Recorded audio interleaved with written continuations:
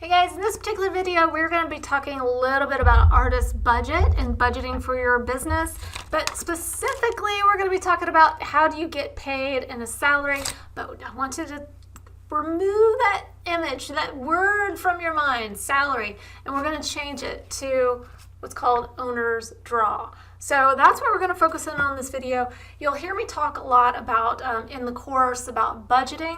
So you're seeing over here on my screen, this is inside the art business membership. There is something called inside the business. You know, it says welcome artists, yes.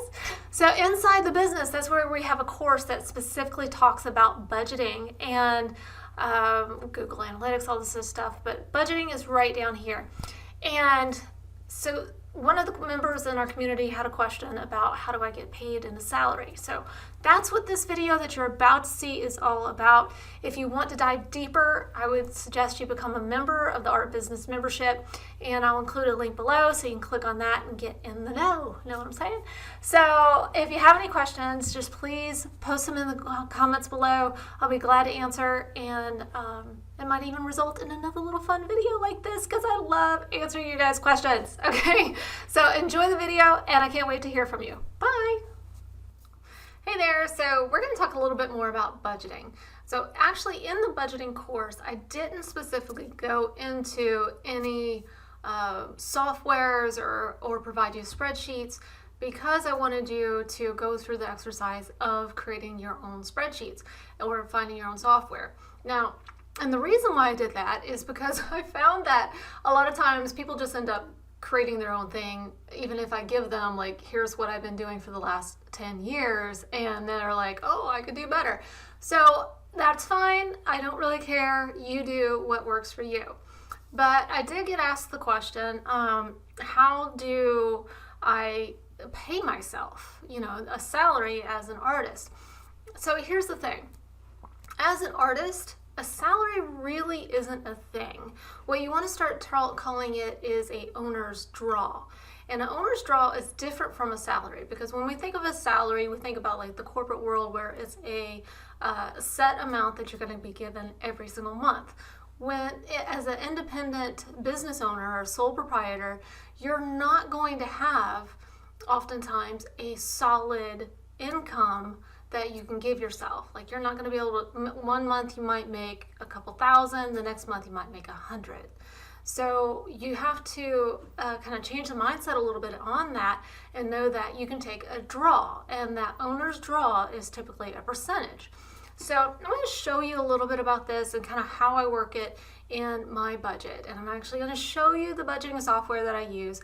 And you know, I am an affiliate. If you want to use it, great. Click the affiliate link. That tells me that I served you well, and this is a great tool for you.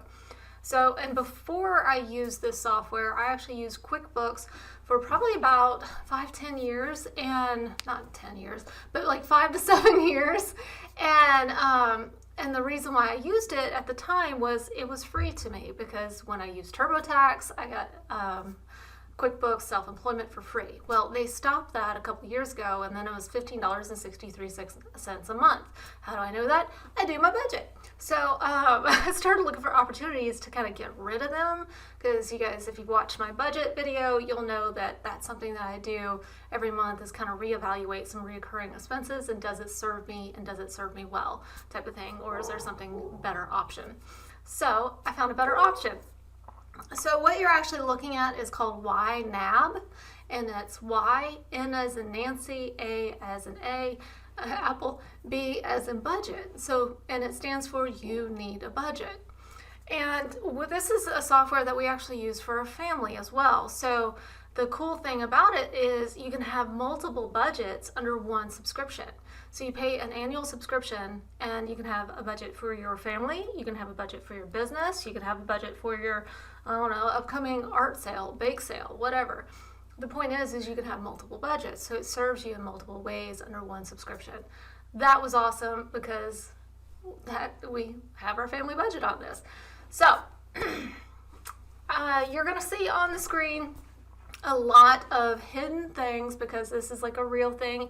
Even though in the demo I'm about to give you, I actually created a demo budget, so it's not my real budget, but some of the numbers are kind of real, so I don't want to actually show that, I was kind of raised where you never ask what somebody makes because it's kind of rude.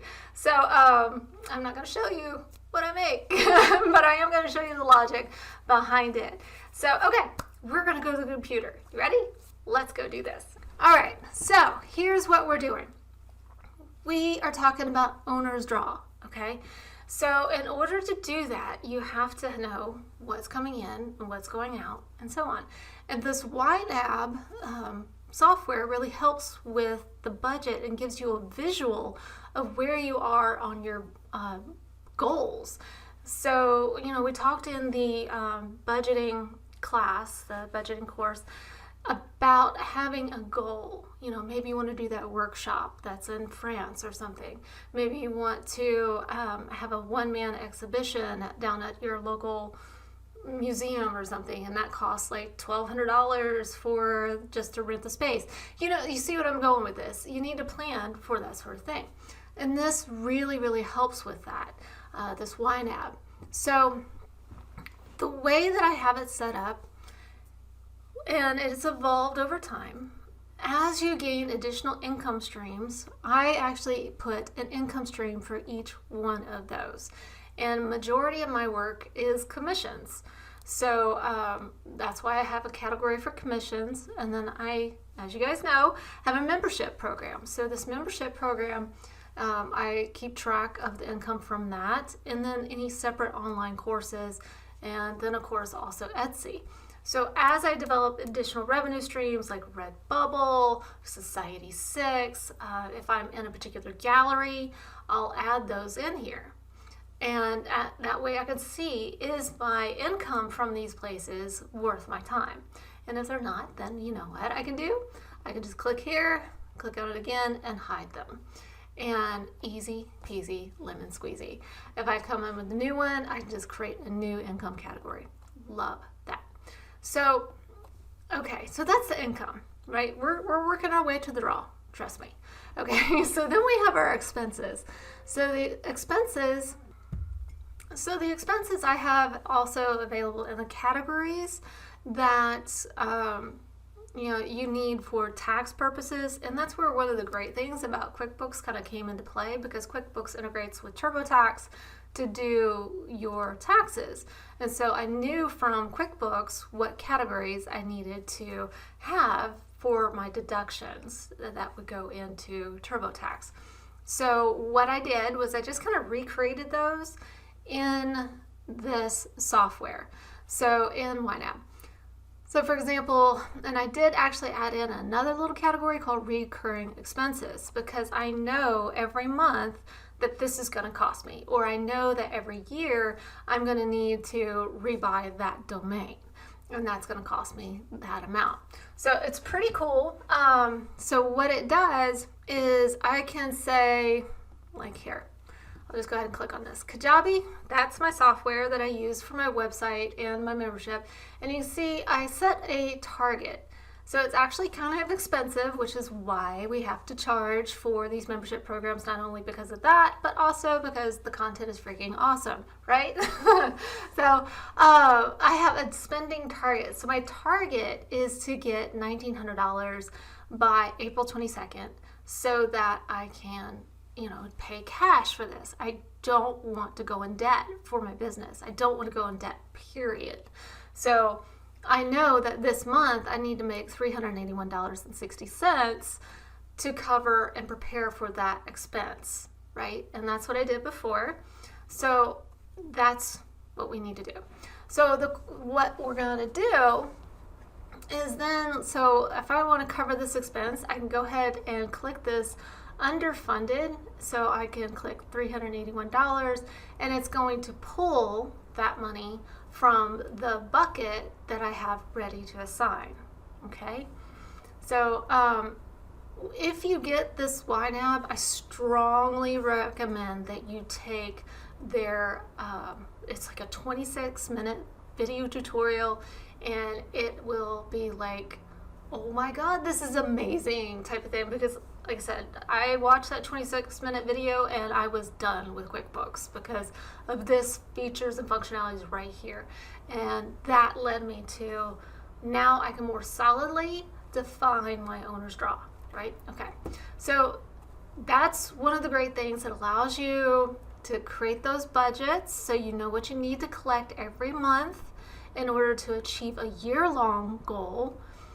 Now when we get down here, I'm going to close this category. So that's my reoccurring. True expenses. So these are the things that kind of pop into your bank account that say, hey, you know, you bought some stuff from Printify, you bought some stuff from Guten, bought some stuff from Printable, any bank fees, insurance. I also keep track of all my Etsy listing fees and all of that so that I can pull a report later if I want to see Etsy listing fees, Etsy marketing fees versus Etsy income. See what I'm saying? Okay. And then of course it's got like all your normal stuff, office expenses. I have a target of not spending more than $50 every month on that, which usually I hit that because I mean, what do I need? You know, okay. Business meals, I try to keep that under 20 bucks every month, because I do go visit with clients and things, so I you know, get a coffee. So anyway, material supplies. So you kind of see what we're going with here. So I keep track of all my true expenses, and I just kind of want to also point out here, so this other business expense, I actually have broken these out even further than what's required of TurboTax, because I want to know. It's not all about taxes, it's also about what I'm doing and how am I spending my money, and am I doing it well? You know, and having numbers tells me the truth. Okay. If you have any debt payments, this is a good place to put that with your business. Like maybe you bought a computer, you owe $1,200 on the computer, you put those things in here. Okay. So quality of life. This is where, you know, remember those goals we were talking about? Maybe you want to attend a workshop. So if I want to attend a workshop and I want to, I know it's going to be $2,500. I'm going to need it for spending, and I want to do it, actually, I want to do it for that one. And I want it by, let's say I want to do it by August of 2024. So I'd love to go to Italy, right? So by having that sort of goal, look, I only need to make $75.76 extra a month away from all of my other normal expenses. Can I do that? Probably. You know, I might need to get a little creative with some stuff, but hey, that's what I do, right? I'm creative. Okay, so you kind of get where I'm going there. The quality of life. Okay, an investment in future and self. So this is a new category that I added, and you can just simply add categories. You know, add category group. It's pretty cool. And this is where I get into, you know, defining your emergency fund, reinvest in yourself, and saving. And these are the percentages that I allocated. So what I do at the end of every month is I feed everybody else first.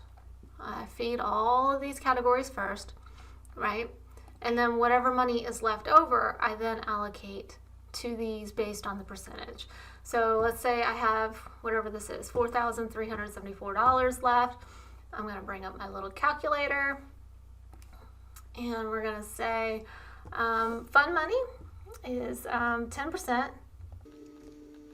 Okay, so fund money, I get to put in $437. Yay, go have fun. All right, now 20% I want to go to my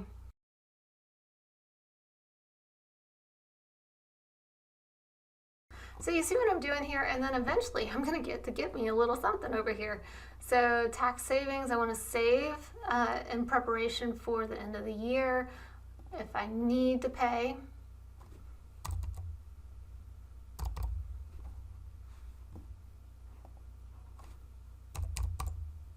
Whew, gosh, government gets a lot, don't they?